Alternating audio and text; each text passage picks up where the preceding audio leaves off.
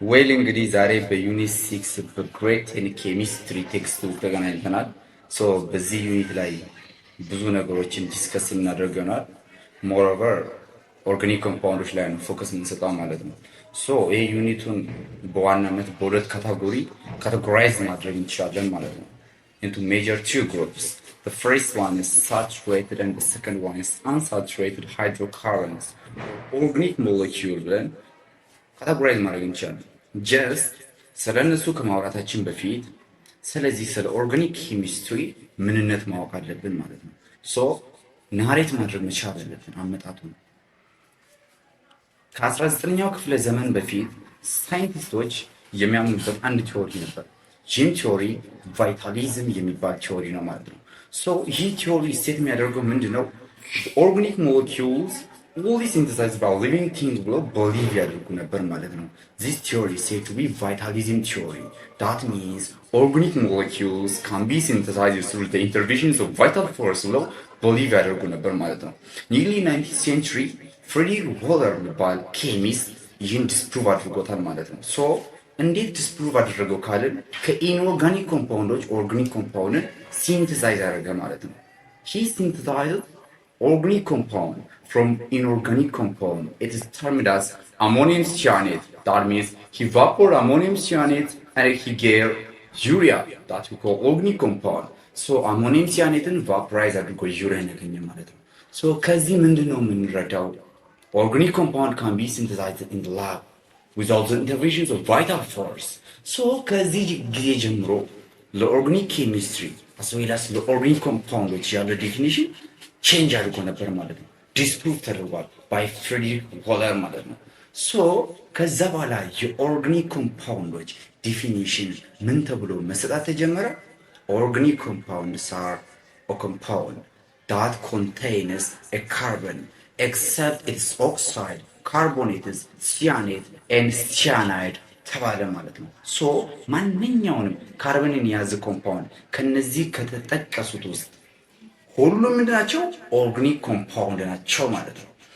ተመልከቱ እስቲ look at this. Why the entire field of a chemistry focused on single element? When you see the elements in the periodic table, there are over 100 elements. So ስንመለከት ከመቶ በላይ ኤሌመንቶች አሉ። ነገር ግን ለምንድን ነው the entire field of chemistry አንድ ሲንግል ኤሌመንት ላይ ፎከስ የሰጠው የሚለው ነገር ጥያቄ ሊሆን ይገባል። Well, because of a carbon has a unique property. It is termed as the catenation. Catenation is the abilities of the same element forming long chain, short chain, as well as ring. This property is termed as catenation. So here catenation behavior ያላቸው ሌሎች ኤሌመንቶችም አሉ like as sulfur, silicon, boron. But they are less extent when you compare with those carbon. So ከካርበን ጋር ኮምፔር ስታደርጉ less extent አላቸው ማለት ነው። So your organic chemistry history ወይም ሂስቶሪካል ባክግራውንድ እንደዚህ ናሬት ማድረግ መቻል አለብን። ኢቨን ከዚህ በበለጠ ናሬት ማድረግ አለብን ማለት ነው። ሶ አሁን ደግሞ ስንመጣ ወደ ኦርጋኒክ ኮምፓውንዶችን እንዴት ሪፕሬዘንት ማድረግ እንችላለን ወደሚለው ሳብቶፒክ እንመጣለን ማለት ነው።